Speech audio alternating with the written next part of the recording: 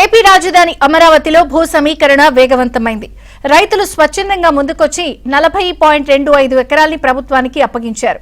ఉండవల్లిలో land pooling కింద 22 మంది రైతులు 12 ఎకరాలు ఇవ్వగా, పెనుమాకలో 14 మంది రైతులు 28.25 ఎకరాల్ని అందజేశారు. దాంతో అధికారులు అక్కడికక్కడే 9.3 అగ్రిమెంట్ పూర్తి చేశారు.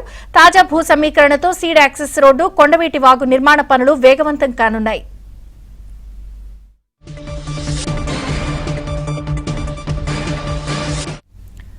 ఏపీ రాజధాని అమరావతిలో భూ సమీకరణ వేగవంతమైంది. పూర్తి వివరాలు ఏపీ బ్యూరో చీఫ్ రామారావు అందిస్తారు. రామారావు. విజయచంద్రిక, రాజధాని అమరావతిలో భూ సమీకరణను వేగవంతం చేశారు.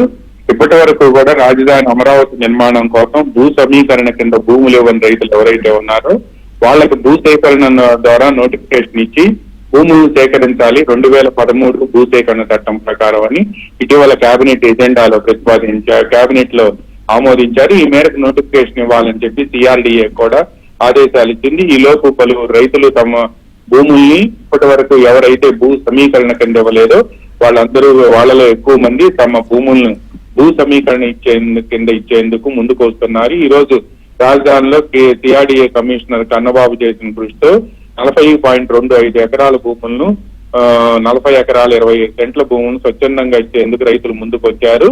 ముఖ్యంగా ఉండవల్లిలో ల్యాండ్ పూలింగ్ కింద 12 ఎకరాలు భూమిని 22 మంది రైతులు ఇచ్చారు. పెనుమాకలో 28.25 ఎకరాల భూమిని 14 మంది రైతులు ఇచ్చారు. ఈ భూములు ఇవ్వటం వలన అమరావతి సీడ్ యాక్సెస్ రోడ్డు ప్రస్తుతం వెంకటపాలెం వరకు వచ్చి ఆగిపోయింది. ఈ సీడ్ యాక్సెస్ రోడ్డును జాతీయ రహదారి వరకు పొడిగించేందుకు, అదేవిధంగా కొండవీటి వాగుకు సంబంధించిన ఏవైతే చెరువులు అదేవిధంగా ఇతర నిర్మాణాలు చేస్తున్నారో వాటన్నిటిని పూర్తి చేసేందుకు ఇతర రోడ్ల నిర్మాణానికి, అంటే రాజధానిలో అంతర్గత రోడ్ల నిర్మాణానికి కూడా ఈ భూములు భూ సమీకరణ కింద ఇచ్చినందువల్ల ఉపయోగపడినట్టు అవుతుంది అని సిఆర్డీఏ వర్గాలు చెబుతున్నాయి. అమరావతి అభివృద్ధికి సహకరించిన ఇరు ప్రాంతాల రైతులకి కూడా సిఆర్డీఏ కమిషనర్ కన్నబాబుతో పాటు అడిషనల్ కమిషనర్ భార్గవ్ తేజ కృతజ్ఞతలు తెలిపారు. వీరంతా